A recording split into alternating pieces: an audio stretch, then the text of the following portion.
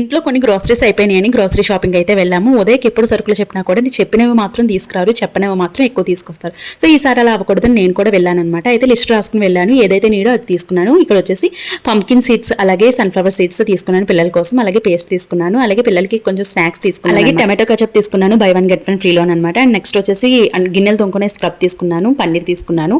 And అలాగే ఇక్కడ pumpkin seeds and sunflower seeds ఉంటాయి కదా, సో అవి మంత్ ఎండింగ్కి వచ్చేసింది కాబట్టి ఇవి 4 తీసుకున్నాను అనమాట. ఇవి నాకు సరిపోతాయి, ఎందుకంటే డైట్ చేస్తున్నాను కాబట్టి ఇవి నాకు చాలా బాగా హెల్ప్ అవుతాయి అనమాట. అండ్ నెక్స్ట్ వచ్చేసి ఇక్కడ అమూల్ బటర్ తీసుకున్నాను.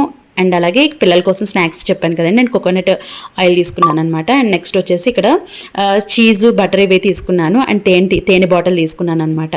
అండ్ ఫైనల్గా ఇక్కడ వచ్చేసి బెల్లం పౌడర్ తీసుకున్నాను. రేపటి నుండి నవరాత్రులు స్టార్ట్ అవుతాయి కదా, వారాహి అమ్మవారి నవరాత్రులు, బెల్లం పౌడర్ అనేది అవసరపడుతుందని జ్యూస్ తీసుకున్నాను. అలాగే బ్రౌన్ బ్రెడ్ తీసుకున్నాను అనమాట. మనం లిస్ట్ రాసుకు వెళ్తే అనవసరమైన ఖర్చులు అవ్వకుండా మనీ అనేది ఈజీగా సేవ్ చేసుకోవచ్చు.